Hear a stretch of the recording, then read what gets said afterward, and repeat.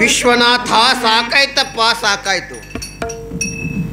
ಅದೇನೋ ಅಂತಾರಲ್ಲ, ತಾಡು ಮಾಡಿದ ಉತ್ತಮ, ಮಗ ಮಾಡಿದ ಮಧ್ಯಮ, ಆಳು ಮಾಡಿದ್ದು ಹಾಳು ಎಂಬಂತೆ ನನ್ನ ಮನೆ ಬಾಳ್ವೆ ಎಲ್ಲ ಹಾಳಾಯಿತು. ಬಟ್ಟೆನ ಮಡಿ ಮಾಡಿ ತರಲು ಗಂಗಾ ತೀರಕ್ಕೆ ಹೋದ ಚಾಂದಿಯು ಅತ್ತೆ ಹೋಗಿರುವಳು 4,000 ನಾಣ್ಯ. ಅಬ್ಬ ಮೈ ಜುಮ್ ಎನ್ನುವುದು. ನೀರು ಹಾಕಿದಂಥ ತೋಷ್ಟು ಹಣವನ್ನು ದುಡ್ಡು ಹೋದರೆ ಚಿಂತೆ ಇಲ್ಲ, ದುಡಿಲಿಕ್ಕೆ ಆಳುಗಳು ತಂದು ಸಂತೋಷ ಪಡುವಷ್ಟರಲ್ಲಿ ಎತ್ತ ಹೋಗಿರುವಳು. ಆದರೆ ಅವಳು ಬಹು ವಿನಯಶೀಲೆ ಇದ್ದಳು. ಹೀಗಿದ್ದು ಹೋದಲೆತ್ತೋ ಏನಾಯ್ತೋ ಯಾರು ಬಲ್ಲರು. ದರ್ಬೆಯನ್ನು ತರಲ ಬಾಲಕನ್ನು ಕರೆದುಕೊಂಡು ಅತ್ತೆ ಓಡಿ ಹೋಗಿರಳು. ಏನೋ ವಿಶ್ವನಾಥ ಸಾಕಾಯ್ತಪ್ಪ ಸಾಕಾಯ್ತು. ಅಯ್ಯೋ ದುನಿಯರೇ,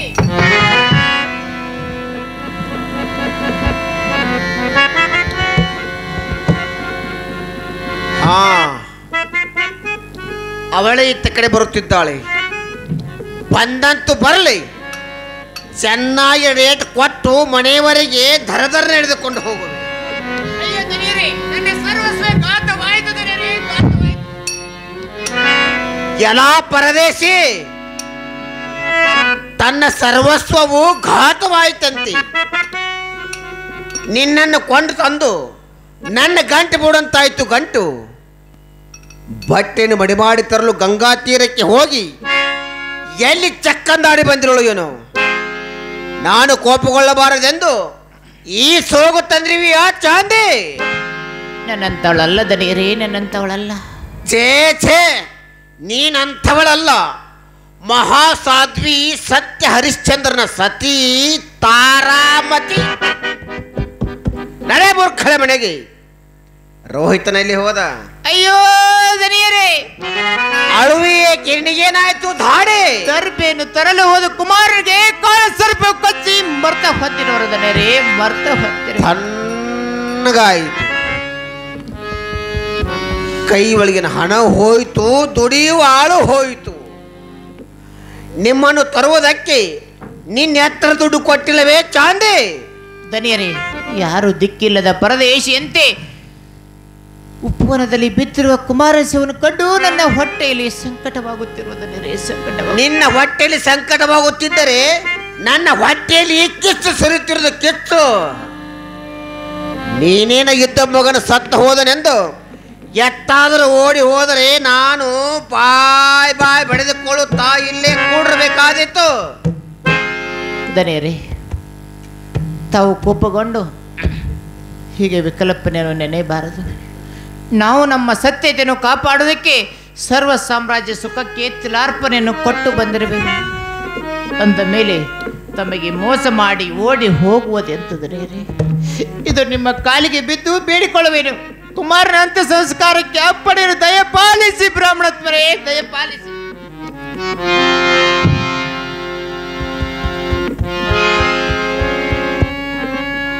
ಹೋಗು, ಅಲ್ಲೆಲ್ಲೇ ಬಿದ್ದ ಕಟ್ಟಿಗೆಯನ್ನು ಆರಿಸಿ ಶವನ ಕಿಚ್ಚಿನಲ್ಲಿ ತುರುಕಿ ಬಂದು ಮನೆಯಲ್ಲಿ ಕೆಲಸ ಮಾಡು. ಎತ್ತಾದರೆ ಓಡಿ ಹೋದರೆ ಹಿಡಿತರಿಸಿ ಚರ್ಮವನ್ನು ಸುಲಿಸೇನ ಜೋಕೆ. ಆಯ್ತು ದನಿಯರೇ, ಹೋಗ ತೀವ್ರ. ಹೋಗುತ್ತೇನೆ ದನಿಯರೇ. ಬೇಗನೆ ಹೋಗಿ ಬಂದು ಮನೆಯಲ್ಲಿ ಕೆಲಸ ಮಾಡು. ಹೋಗು. ಕಂದಮ್ಮನಲ್ಲಿ ಕರುಣೆ ಬೆಂದು ಅಗ್ನಿ ಸಂಸ್ಕಾರಕ್ಕೆ ಅನುಮತಿ ನಿತ್ತರು. ಪಂಚಮಹಾಭೂತಗಳೇ, ಅಶ್ವಿನಿ ಮೊದಲಾದ ದೇವತಾ ಶಕ್ತಳೆ, ಯಾರು ದಿಕ್ಕಿಲ್ಲದ ಪರದೇಶಿಯಂತೆ ಉಪರದಿ ಬಿದ್ದಿರೋ ಕುಮಾರಸ್ವಾಮಿ ಕಾಯುವ ಭಾರ ನಿನ್ನದು ವಿಶ್ವನಾಥ, ನಿನ್ನದು.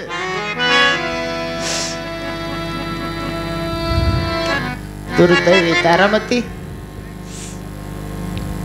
ಸಾಮ್ರಾಟನ ಸಾಮ್ರಾಜ್ಞಾದ ನೀನು ನಿನ್ನ ಮಗನ ಸ್ಮಶಾನ ಯಾತ್ರೆಗೆ ಓರ್ವಳೆ ಸಾಗಬೇಕಾಯಿತೆ.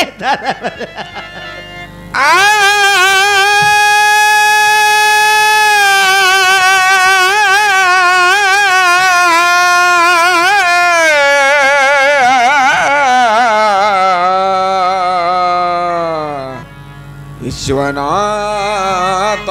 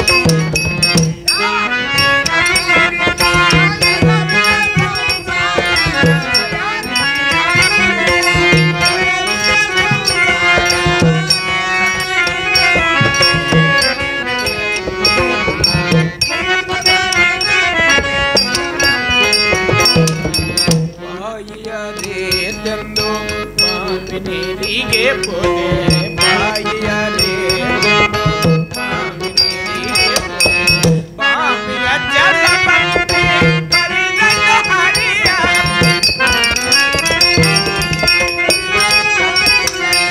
ಪಾಪಿಯ ಜಲಪಂತೆ ಪರಿದಯ ಹರಿಯ ಪಾಪಿಯ ಜಲಪಂತೆ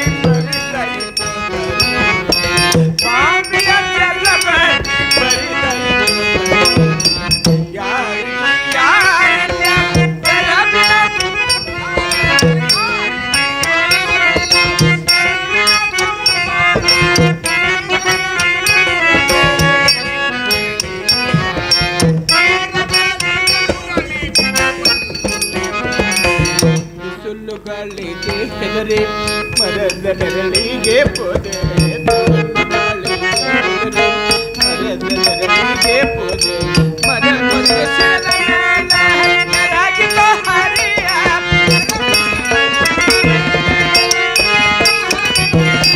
ಮರ ಮುರಿದು ಸಿರದ ಮೇಲೆ ಹರಿದ ಹರಿಯ ಮರ ಮುರಿದು ಸಿರದ ಮೇಲೆ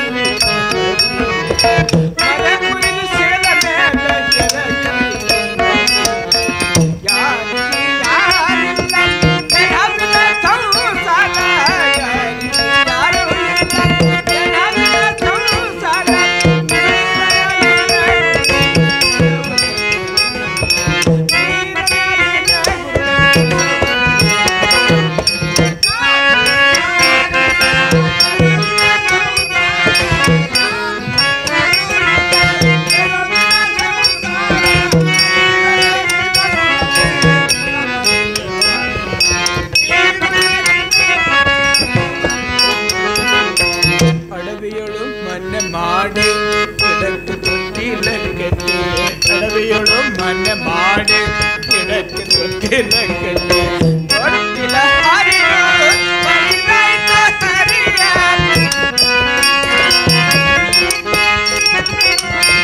ತೊಟ್ಟಿಲ ಹರಿದು ಪರಿದಾಯ್ತ ಹರಿಯ ತೊಟ್ಟಿಲ ಹರಿದು ತೊಟ್ಟಿಲ ಹರಿದು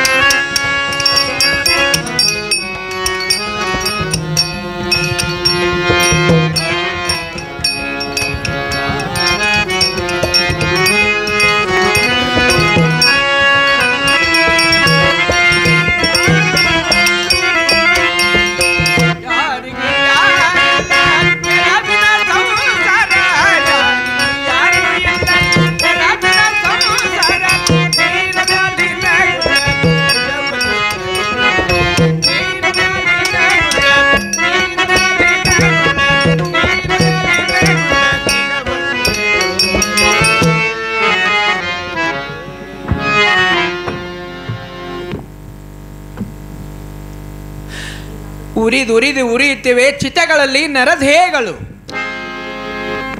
ಕಿಚ್ಚುಟ್ಟ ಪಂಚತತ್ವದಲ್ಲಿ ಸೇರುತ್ತಲಿಹದು ಪಂಚತತ್ವದಿಂಪಾರ್ದುಪ್ಪಿಸಿದ ಪಿಂಡಗಳು ಮತ್ತೆ ಪಂಚತತ್ವದಲ್ಲಿ ಸೇರುತ್ತಲಿಹದು ಆ ದೊಡೆ ಅನಿರ್ವಾಚ ಆತನು ಜಡದೇವಂ ತೊಲಗಿ ತನ್ನಲ್ಲಿ ಪೋಹನು ಮತ್ತೆ ಆವದಾದರೊಂದು ಜಡದೇಹದಲ್ಲಿ ಪೋಹನು ಆತ್ಮನೆ ಅಭಂಗ ಚೈತನ್ಯ ಶಕ್ತಿಯು ಆ ಶಕ್ತಿಯು ಯಂತ್ರ ಸ್ವರೂಪವಾಗಿ ನಾನಾ ವಿಧ ದೇಹಗಳಲ್ಲಿ ಸೇರುತ್ತಲಿಹದು ಇದು ಅರಿತರಿತು ಮನ ಮೋಕ್ಷ ಪಥವಂ ಕಾಣದೆ ಅನೂಕುವುದು ಜಡದೇವನ್ನು ಭವದ ಬೇಗೆಯೊಳ್. ಆಹಾ ದೇವ, ಅರಿಷಡ್ಡ ಗರ್ಭವಾದ ಅರಮನೆಯಂ ತೊಲಗಿ ನಿನ್ನೆಲ್ಲ ಆತ್ಮನತೆಯು ನಿನ್ನಾಲಯಂ ನನಗೆ ಕರುಣಿಸಿದ ನಿನ್ನ ಚರಣಗಳಲ್ಲಿ ಅನಂತ ವಂದನೆಗಳು.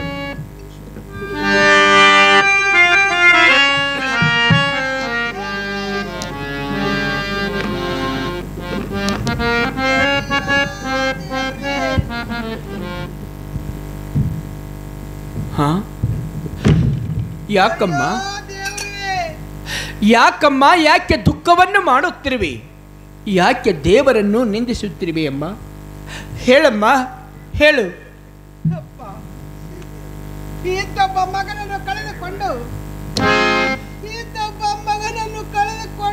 ನನ್ನನ್ನು ಅನಾಥನಾಗಿ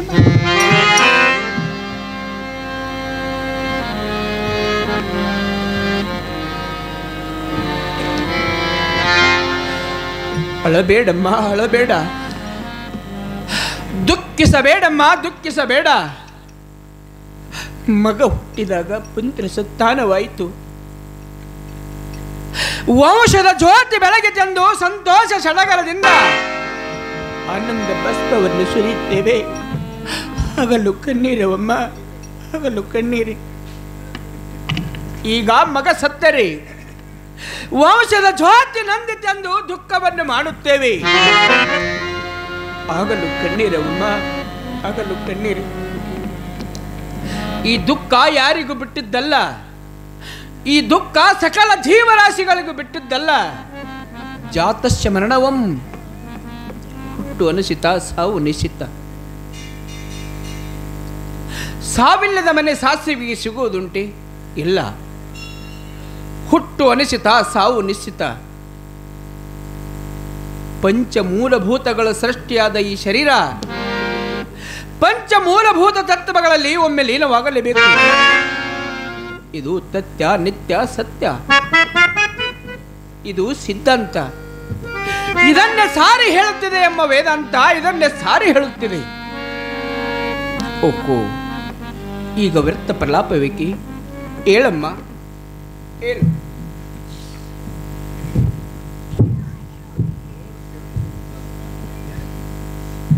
ಹೇಳಮ್ಮ.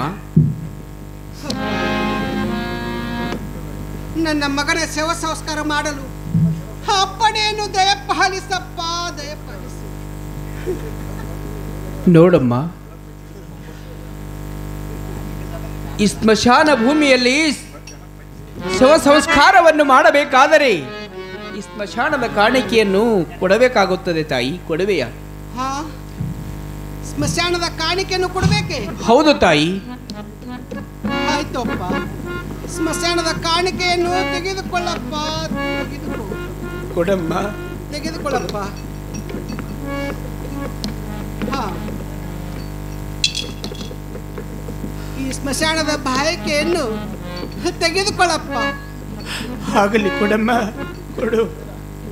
ವಿಶ್ವನಾಥ, ಇನ್ನು ಮೇಲೆ ನನ್ನ ಮಗನ ಶವ ಸಂಸ್ಕಾರ ಮಾಡಲು ಅಪ್ಪಣೆ ದಯಪಾಲಿಸಪ್ಪ, ದಯಪಾಲಿಸ. ಹೋಗಮ್ಮ, ಹೋಗು. ನಿನ್ನ ಮಗನ ಶವಕ್ಕೆ ಚಿತೆಯನ್ನಿಟ್ಟು ಸಂಸ್ಕಾರವನ್ನು ಮುಗಿಸಮ್ಮ. ಹೋಗಮ್ಮ, ಹೋಗು.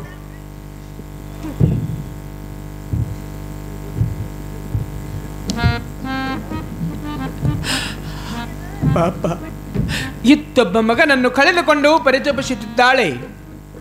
ಇರಲಿ, ನಿನ್ನೆಯಿಂದ ಒಂದಾದರೂ ಶವವು ಈ ಸ್ಮಶಾನ ಭೂಮಿಗೆ ಬಾರದರಿಂದ ಒಂದು ಮುಷ್ಟಿ ಅಕ್ಕಿ ಕೂಡ ದೊರೆತಿದ್ದಿಲ್ಲ. ಆದರೆ ಆ ವಿಶ್ವನಾಥನು ಹಿಂದು ವಸನಕ್ಕೆ ಅವಕಾಶವನ್ನು ಕೊಟ್ಟನು. ಆಗಲಿ, ಆ ಅಮ್ಮ ಕೊಟ್ಟಿರುವ ಅಕ್ಕಿಯನ್ನು ಈ ಮಣ್ಣಿನ ಪಾತ್ರೆಯಲ್ಲಿ ಬೇಯಿಸಿ ಒಂದು ಹೊತ್ತಿನ ಹಸಿವೆಯನ್ನಾದರೂ ಹೆಂಗಿಸಿಕೊಳ್ಳುವ.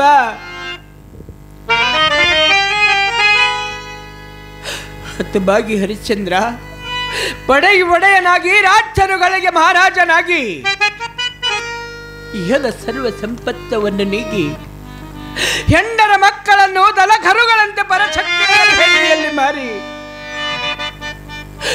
ಸಂಪತ್ತಿನಸನಕ್ಕೆ ವ್ಯಸನ ಪಡೆಯಬೇಕಾಯಿತೆ. ಸಕಲ ವೈಭವ ಅಟ್ಟಹಾಸಗಳಿಂದ ಅರಮನೆಯಲ್ಲಿ ಮೆರೆಯುತ್ತಿದ್ದ ನೀನು ಈಗ ಹುರಿಯುವ ಚಿತೆಗಳಿಂದಲೂ ಘೋಗೆಯ ಘೊಗ್ಗರಿಯ ದನಿಗಳಿಂದಲೂ ಕಡುಗಲಿ ಹೃದಯ ಕಂಪಾಯಮಾನವಾಗಿ ಮಾಡುವ ಈ ಭಯಂಕರವಾದ ಸ್ಮಶಾನ ಭೂಮಿಯಲ್ಲಿ ಯಾರು ದಿಕ್ಕಿಲ್ಲದ ಪರದೇಶಿಯಂತೆ ಓರ್ವನೆ ವಾಸಿಸಬೇಕಾಯಿತೆ. ವಿಧಾತನೇ, ತ್ರಿಲೋಕದಲ್ಲಿದ್ದ ಎಲ್ಲ ಕಷ್ಟಗಳನ್ನು ಒಂದು ಪರಡೆಯಲ್ಲಿರಿಸಿ ಮತ್ತು ನನ್ನ ಕಷ್ಟಗಳನ್ನು ಮತ್ತೊಂದು ಪರಡಿಯಲ್ಲಿರಿಸಿ ಇದರಲ್ಲಿ ಮಿಗಿಲಾವದೊಂದು ನೀನು ಉಲ್ಲಾಸದಿಂದ ನೋಡುತ್ತಿರಬಹುದೇ? ಎಲ್ಲವೂ ದೈವಿಚ್ಛೆ. ಓಹೋ, ಈಗ ಗಂಗಾ ತೀರಕ್ಕೆ ಹೋಗಿ ನೀರನ್ನು ತೆಗೆದುಕೊಂಡು ಬಂದು ಆ ಅಮ್ಮ ಕೊಟ್ಟಿರುವ ಅಕ್ಕಿಯನ್ನು ಈ ಮಣ್ಣಿನ ಪಾತ್ರೆಯಲ್ಲಿ ಬೇಯಿಸಿ ಒಂದು ಹೊತ್ತಿನ ಹಸಿವೆಯನ್ನಾದರೂ ಹಿಂಗಿಸಿಕೊಳ್ಳುವ.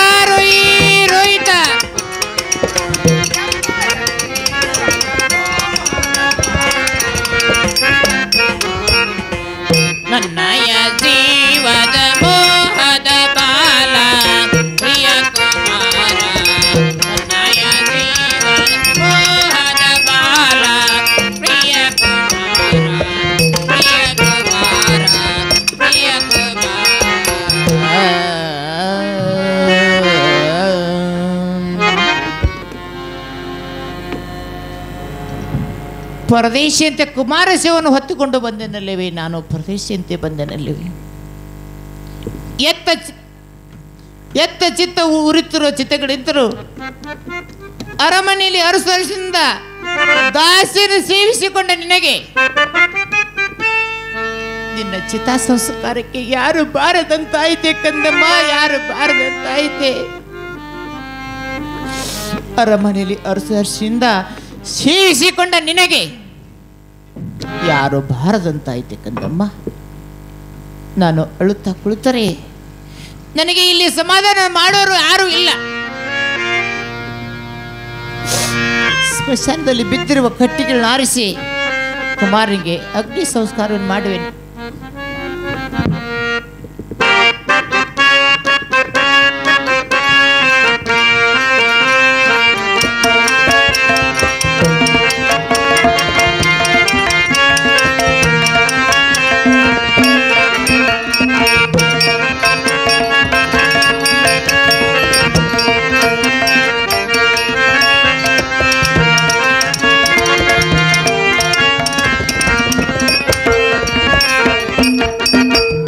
ನಾನು ಎಷ್ಟು ಕಷ್ಟಪಟ್ಟು ಕುಡಿಸರು ಕುಮಾರ ಸುಡುವಷ್ಟು ಕಟ್ಟಿಗಳು ಸಿಗಲಿಲ್ಲ.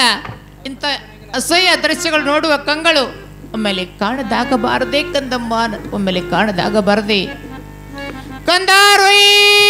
ರೋಹಿತ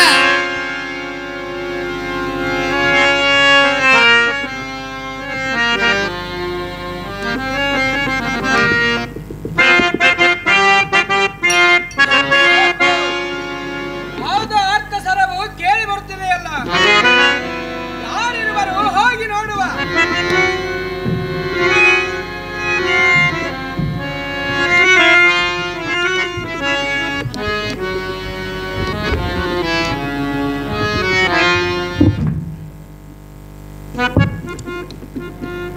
ಓಹೋ, ಯಾರ ಸ್ಮಶಾನ ಯಾತ್ರಿಕರು ಎನ್ನ ತೆರಿಗೆಯನ್ನು ಕೊಡದೆ ಶವಕ್ಕೆ ಅಗ್ನಿ ಸಂಸ್ಕಾರವನ್ನು ಮಾಡುವಂತೆ ಕಾಣುತ್ತದೆ.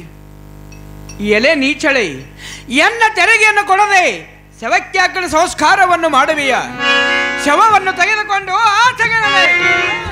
ಅಯ್ಯ ಕಂದ, ಕಾಳು ಸರ್ಪವು ಕಚ್ಚಿದಾಗ ಲಿವಿಲಿವಿ ಒದ್ದಾಡಿ ಪ್ರಾಣವನ್ನು ಬಿಟ್ಟೆಯ. ಹಾಗೆ ಹೇಳದಿರಪ್ಪ, ಹಾಗೆ ಹೇಳದಿರು. ನೋಡು ತಾಯಿ, ಈ ಸ್ಮಶಾನದ ಕಾಣಿಕೆಯನ್ನು ಸಲ್ಲಿಸಿದರೆ ಮಾತ್ರ. ಕಾಣಿಕೆ? ಹೌದು ತಾಯಿ. ನನ್ನಲ್ಲಿ ಹಣವಿಲ್ಲಪ್ಪ, ನನ್ನಲ್ಲಿ ಹಣವಿಲ್ಲ.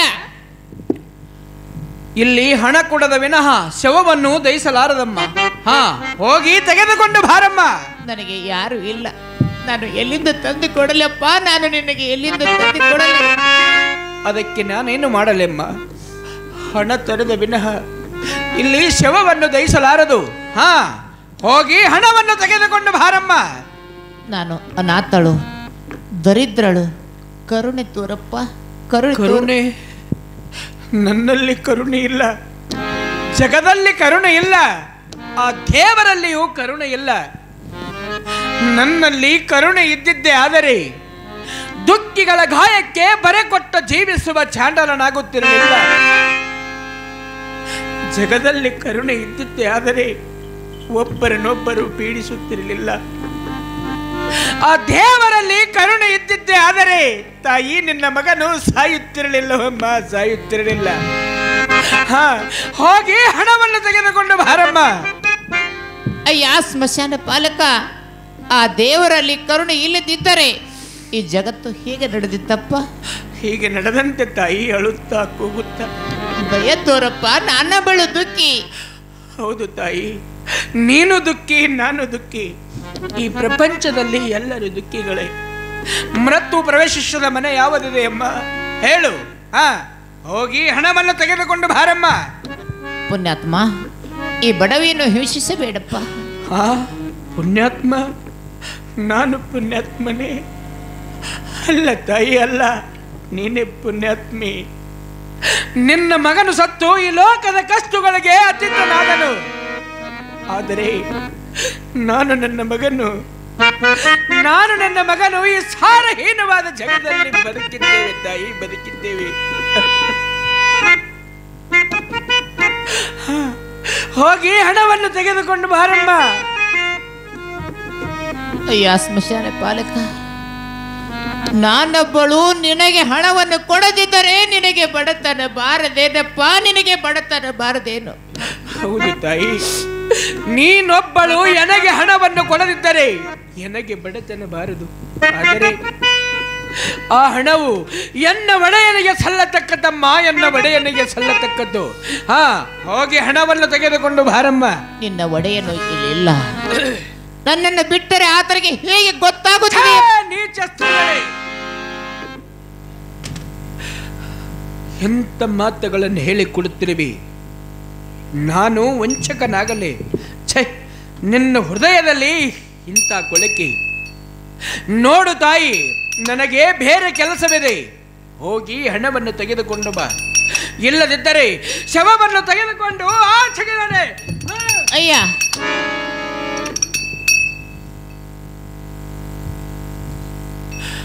ಒಕ್ಕೋ, ಈ ತಾಯಿ ಏನವಿಲ್ಲವೆಂದು ಸುಳ್ಳು ಹೇಳುತ್ತಿರುವಳಲ್ಲ.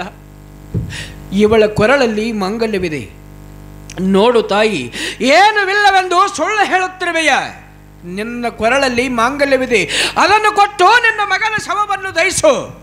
ಅಯ್ಯೋ ಪಾಪಿ, ಪತಿ ಜೀವಿಸುವ ಸತಿಗೆ ಮಾಂಗಲ್ಯವನ್ನು ಕೊಡು ಎಂದು ಕೇಳಿದೆಯಲ್ಲ. ಕಂದ ರೋಹಿತ, ಕಂದ ರೋಹಿತ, ಪುನಃ ಪುನಃ ರೋಹಿತ.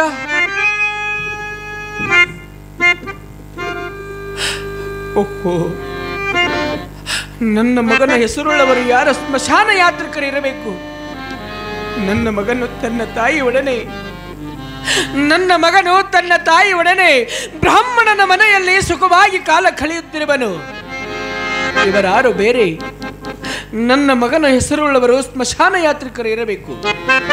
ನೋಡು ತಾಯಿ, ನೀನು ನನ್ನ ಹಕ್ಕಿನ ಹಣ ಹಾಗೂ ವಸ್ತ್ರಾದಿಗಳನ್ನು ಕೊಡು ಹೊರತು ನನ್ನ ಮಗನ ಶವನ ಸಂಸ್ಕಾರ ಇಲ್ಲಿ ಆಗಕೂಡದು.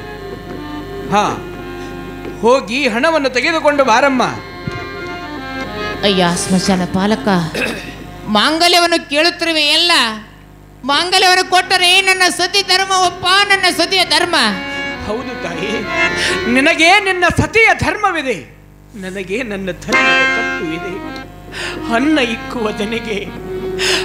ಇಕ್ಕುವದನಿಗೆ ನಾನು ಎಂದಿಗೂ ದ್ರೋಹವನ್ನು ಬಗೆಯಲಾರನಮ್ಮ. ಹೋಗಿ ಹಣವನ್ನು ತೆಗೆದುಕೊಂಡು ಬಾರಮ್ಮ. ಅಯ್ಯ ಸ್ಮಶಾನ ಪಾಲಕ, ಮಾಂಗಲ್ಯವನ್ನು ಹೇಗೆ ಕೊಡಲಿ ಮತ್ತು ನಾನು ನನ್ನ ಪತಿಗೆ ನಾನು ಏನು ಹೇಳಲಯ್ಯ?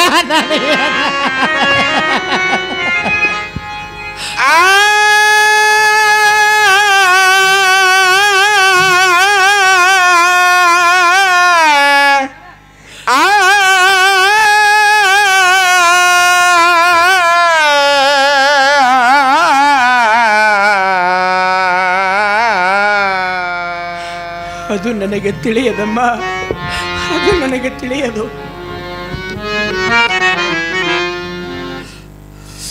ನೋಡು, ನಿಷ್ಠುರನಾಗಬೇಡ. ರಾಜಾದಿರಾಜನಾಗಿ ಅಯೋಧ್ಯೆ ಸಿಂಹಾಸನದಲ್ಲಿ ಮೆರೆಯುತ್ತಿರುವ, ವಿಧಿಯ ಕೈವಾಡಕ್ಕೆ ಸಿಲುಕಿರುವ ರಾಜ ಸತ್ಯರ್ಜಿ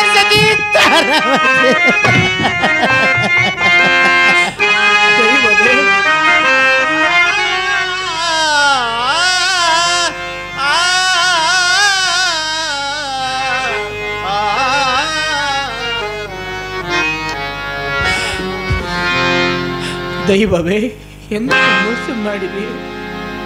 ಇವಳು ನನ್ನ ಹೆಂಡತಿಯಾದ ತಾರಮತಿಯು, ರೋಹಿತನ ಸೆಬವು. ಹರಿಶ್ಚಂದ್ರ, ಇತ್ತೊಬ್ಬ ಮಗನನ್ನು ಪರರಿಗೆ ವಿಕ್ರಯಿಸಿ ಕಾಳ ಸರ್ಪದ ಬಾಯಿಗೆ ತುತ್ತು ಮಾಡಿದೀಯ.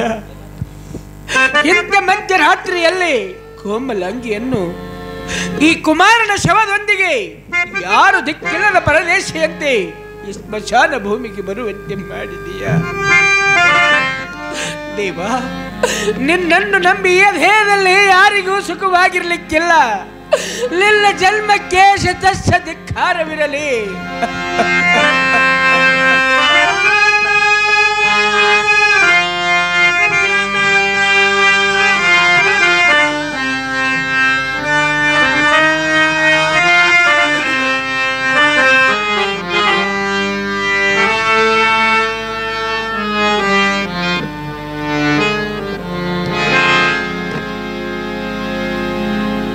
ಓಹೋ ಹರಿಶ್ಚಂದ್ರ, ಎನ್ನು ಮೋಹಕ್ಕೆ ಸಿಲುಕಿದರೆ ಕರ್ತವ್ಯಚ್ಯುತನಾಗಿ ಒಡೆಯನ ಆಜ್ಞೆ ಭಂಗ ದೋಷಕ್ಕೆ ಗುರಿಯಾಗುವೆ.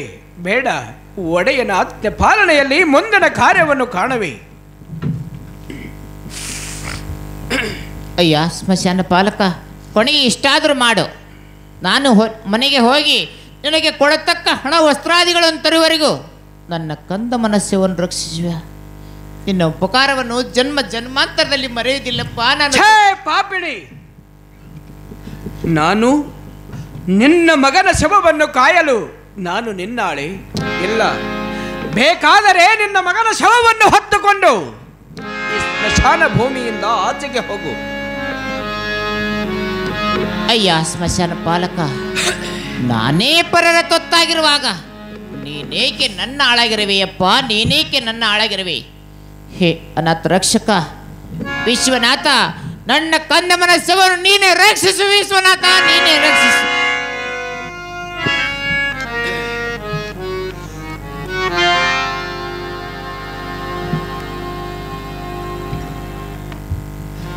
ಕುಮಾರ ರೋಗಿ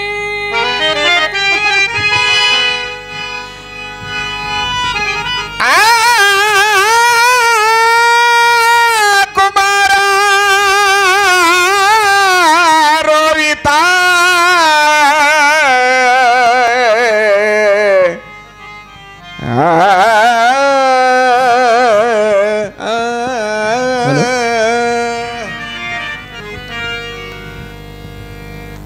ಕಂದ, ಆ ಕಾಳ ಸರ್ಪವು ಕಚ್ಚಿದಾಗ ನೀನೆಷ್ಟು ಸಂಕಟಪಟ್ಟು ಹೇಳು ಕಂದ, ಹೇಳು. ನಿನ್ನುಸಿಲು ಮೇಲಕ್ಕೆ ಹಾರಿ ಹೋಗುವಾಗ ನೀನೆಷ್ಟು ಸಂಕಟಪಟ್ಟು ಹೇಳು ಕಂದ, ಹೇಳು. ಕುಮಾರ, ನನ್ನೊಡನೆ ಮಾತನಾಡು ಕಂದ, ಮಾತನಾಡು. ನಿನ್ನನ್ನು ನಾನು ಪರರಿಗೆ ವಿಕ್ರಯಿಸಿದನೆಂದು ನನ್ನ ಮೇಲೆ ಕೋಪಗೊಂಡೆಯಾ ಕಂದ, ಕೋಪಗೊಂಡೆಯಾ? ಕುಮಾರ, ರಾಜ್ಯ ಭೋಗವನ್ನು ಮುನಿಸಿಕೊಂಡೆಯಾ ಕಂದ, ರಾಜ್ಯ ಭೋಗವನ್ನು ಮುನಿಸಿಕೊಂಡೆಯಾ?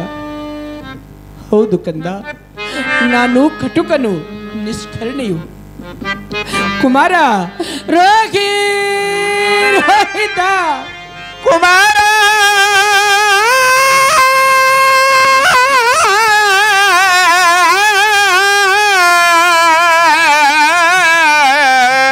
ಕುಮಾರ ರೋಹಿತ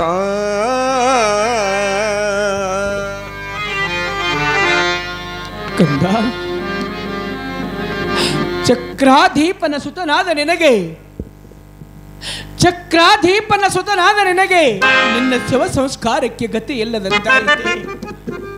ಕುಮಾರ ರೋಗಿ ರೋಹಿತ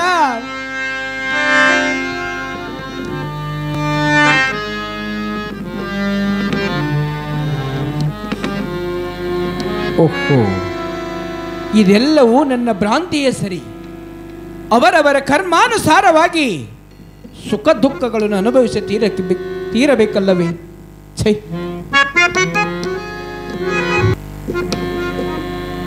ಹರಿಶ್ಚಂದ್ರ, ಇನ್ನು ಮೋಹಕ್ಕೆ ಸಿಲುಕಿದರೆ ಕರ್ತವ್ಯಚ್ಯುತನಾಗಿ ಒಡೆಯನ ಆಜ್ಞೆ ಭಂಗ ದೋಷಕ್ಕೆ ಗುರಿಯಾಗುವೆ. ಬೇಡ, ಒಡೆಯನ ಆಜ್ಞೆ ಪಾಲನೆಯಲ್ಲಿ ಮುಂದಿನ ಕಾರ್ಯವನ್ನು ಕಾಣುವೆ.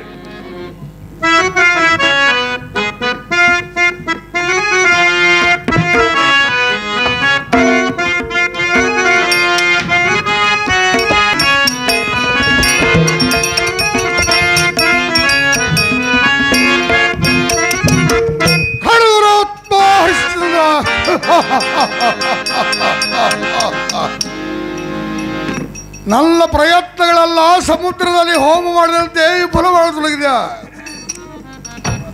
ರೋಹಿತನು ಕಾಳ ಸರ್ಪನ ವ್ರತ ಹೊಂದಿ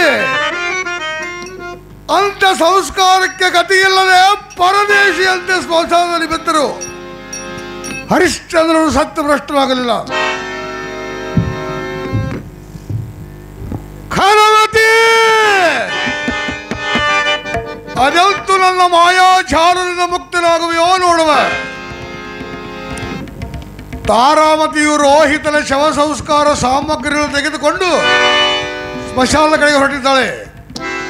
ಆಕೆ ಹೋಗುವ ಮಾರ್ಗದಲ್ಲಿ ಕಾಶಿ ಅರಸನ ಮಗನ ಶವವನ್ನು ಮಾರ್ಗದಲ್ಲಿ ಇರಿಸಿ ಅದು ತನ್ನ ಮಗನ ಶವವನ್ನು ಭ್ರಮೆಯನ್ನು ಅವಳಲ್ಲಿ ತುಂಬಿ ಬಿತ್ತ ಮಗುವನ್ನು ಒಪ್ಪುವಂತೆ ಮಾಡಿ ರಾಜದೂತರಿಂದ ರಾಜಸ್ಥಾನಕ್ಕೆ ಎಳೆತರಿಸಿ ಅವಳ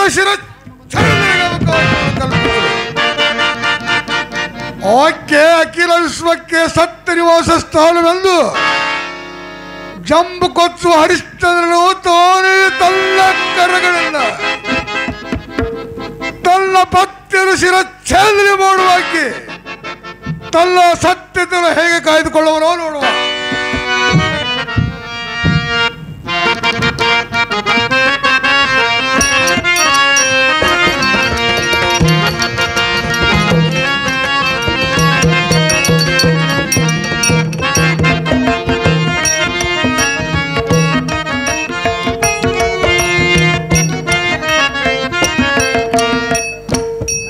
ನನ್ನ ಧನ್ಯರು ಎಷ್ಟು ಕರುಣಾಳುಗಳು.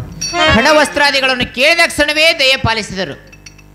ಜಗತ್ತಿನಲ್ಲಿ ಅಲ್ಲಲ್ಲಿ ಇಂಥ ದಯಾಳುಗಳು ಇರುವುದರಿಂದ ಬೇಗ ಬೆಳಗಾಗುತ್ತಿರುವುದು.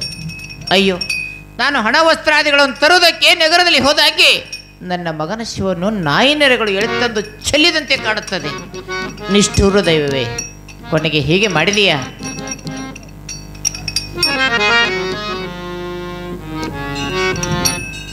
ಅಯ್ಯೋ, ಇದು ನನ್ನ ಮಗನ ಶಿವ ಅಲ್ಲ, ಆರ್ದೋ ಮಗುವಿನ ಶಿವು.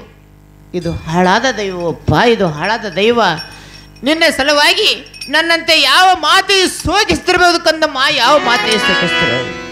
ಇದು ಹಾಳಾದ ದೈವಪ್ಪ, ಇದು ಹಾಳಾದ ದೈವ. ಅದೋ ನೋಡಿದೀಯಾ, ಯಾವುದೋ ಸ್ತ್ರೀ ರಾಜಪುತ್ರನ ಕೊಲೆ ಮಾಡಿ ಆಭರಣ ಬಿಚ್ಚುತ್ತಿರುವಳು. ಯಾರಾದರೇನು ಕೈಯಲ್ಲೇ ಸಿಕ್ಕಿರುವಳು. ಇವಳನ್ನು ಎಳೆದೊಯ್ದು ಸನ್ನಿಧಿಗೆ 4 ಹೊಡೆದರಾಯಿತು. ಅಯ್ಯ ರಾಜದೂತರೇ, ನಾನು ಕೊಲೆ ಮಾಡಿಲ್ಲ. ಹಣ ವಸ್ತ್ರಾದಿಗಳನ್ನು ತರುವುದಕ್ಕೆ ನಗರದಲ್ಲಿ ಹೋದಾಗೆ ನನ್ನ ಮಗನ ಶಿವನು ನಾಯಿ ನರೆಗಳು ಎಳಿ ತಂದು ಚೆಲ್ಲಿರಬಹುದೆಂದು ಗುರುತಿಸಿ ನೋಡಿದನಷ್ಟೇ ದಡೇರಿ, ಆದರೆ ನಾನು ಕೊಲೆ ಮಾಡಿಲ್ಲ. ಎಲೆ ಹೆಮ್ಮಾರಿ, ಹಸು ಮಗುವಿನ ಪ್ರಾಣವನ್ನು ಹೀರಿ ಈ ರೀತಿ ದುಃಖವಾಗುತ್ತಿರುವುದೇ.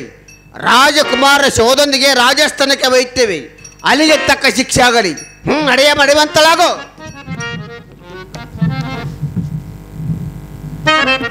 ಎಲ್ಲೋ ಏನು ನೋಡುವೆಯೋ, ಕಟ್ಟು ಇವಳನ್ನು ಎಳೆದುಕೊಂಡು ಹೋಗುವ ರಾಜನ ಸ್ಥಾನಕ್ಕೆ.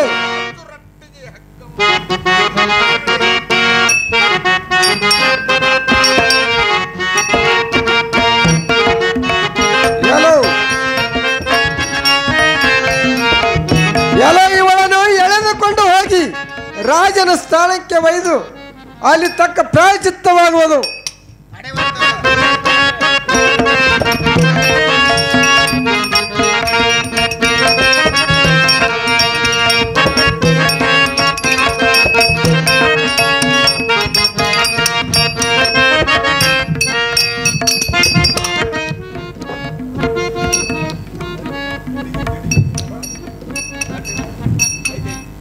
ಮಹಾರಾಜರಿಗೆ ಜಯ ಜಯಕಾರವಿರಲಿ. ಸೋದವಾಯಿತು ಮಹಾಪ್ರಭು. ಹಾಗಾದ್ರೆ ಅಪರಾಧಿ ಸಿಕ್ಕಿರುವುದು ಮಹಾಪ್ರಭು. ಇಲ್ಲೇ ದ್ವಾರದ ಬಳಿಯಲ್ಲೇ ನಿಲ್ಲಿಸಿದ್ದೇವೆ. ತಮ್ಮ ಅಪ್ಪಣೆ ಆದರೆ ಸನ್ನಿಧಿಗೆ ಕರೆತರಬೇಕು. ಹಾಗಾದ್ರೆ ಕುತ್ತಿಗೆ ಮೇಲೆ ಕೈ ಕೊಟ್ಟು ಹೇಳಿಕೊಂಡು ಮನೆ. ಅಪ್ಪಣೆ ಮಹಾಪ್ರಭು.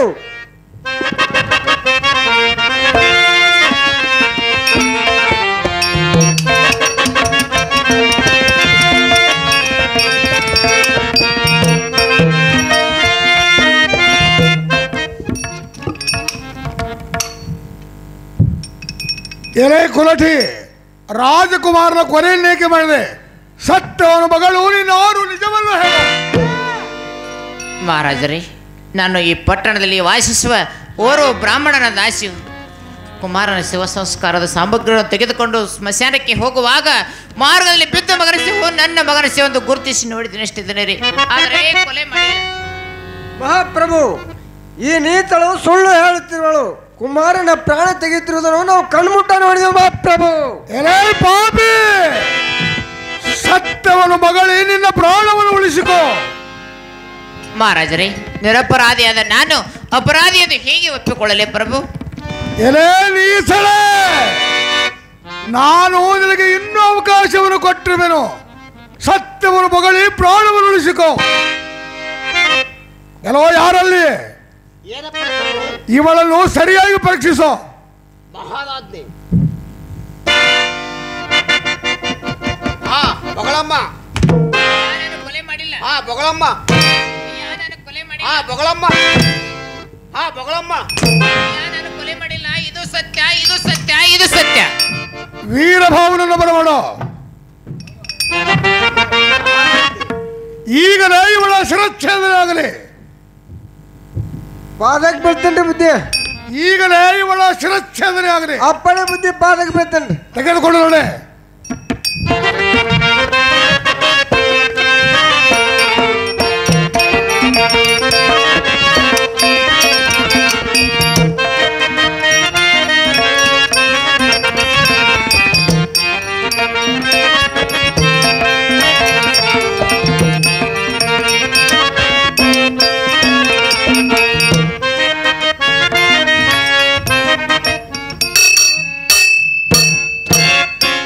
ಪೌರವರೇ ಕೇಳಿರಿ ಕೇಳಿರಿ.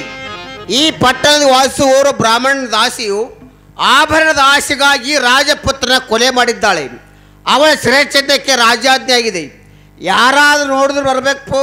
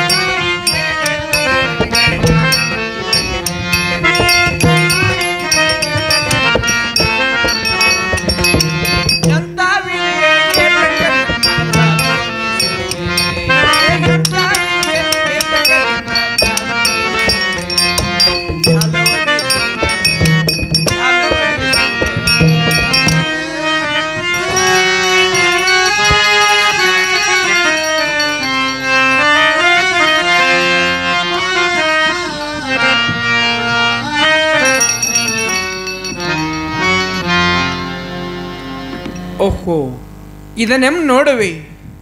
ಎನ್ನು ಒಡೆಯ ವೀರಭಾವು ತಾರಮತಿಯನ್ನು ತಾ ಕಟ್ಟಿ ತರಲು ಕಾರಣವೇನು? ಈ ನಿಸರ್ಗದ ಚಮತ್ಕಾರವು ಎನಗರಿಯದು ಅಸಾಧ್ಯವು.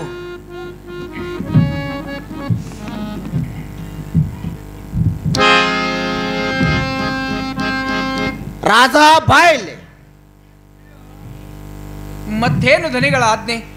ಈ ಅಮ್ಮ ಆಭರಣದ ಆಸೆಗಾಗಿ ರಾಜಪುತ್ರನ ಕೊಲೆ ಮಾಡಿದ್ದಾಳೆ. ಈಕಿ ರುಂಡಾರ್ಸಕಾರಾದ ಹುಕ್ಕುಮಗೈತಿ. ತಗೋಯ್ ಕೊಡ್ಲಿ ಹಾಸಿಕೆ ರುಂಡ. ನಾ ಈಗ ಬರ್ತೀನಿ. ಆಗಲಿ, ಧನಿಯ ಆಜ್ಞೆಯನ್ನು ಈಗಲೇ ಪೂರೈಸುವೆನು.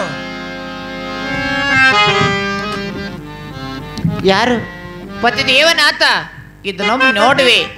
ಎನ್ನ ಪತಿದೇವ ಅಯೋಧ್ಯ ಅರಸ ರುದ್ರ ಪಾಲಕನ್ನೇ ನೋಡಲಾರೆ. ಅಸಹ್ಯ ದೃಶ್ಯವನ್ನು ನೋಡಲಾರೆ. ನೋಡುವ ಕಂಗಳ ಮೇಲೆ ಶಿವ ಶಿವ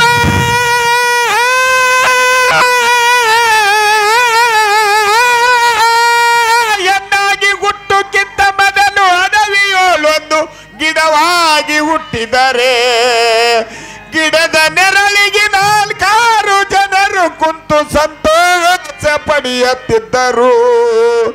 ಅದರಕ್ಕಿಂತ ಹೀನವಾಯಿತಲ್ಲ ನನ್ನ ಹೆಣ್ಣಿನ ಜನ್ಮ. ಹೆಣ್ಣಿನ ಜನ್ಮ.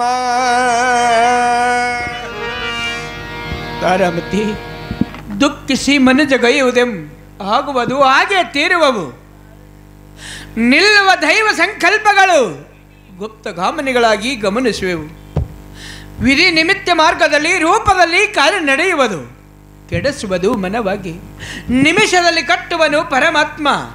ಆತನಂ ಬಿಟ್ಟುಂಟೆ ಬೇರೆ ಗತಿ ಉಂಟೆ ತಾರಾಮತಿ? ಇಲ್ಲ. ಧನ್ಯ ಪತಿದೇವ, ಇನ್ನು ಉಪದೇಶಾಮೃತ ಕಳಿಸಿದವು ಬಹುಪಾಸ್ಯಗಳು.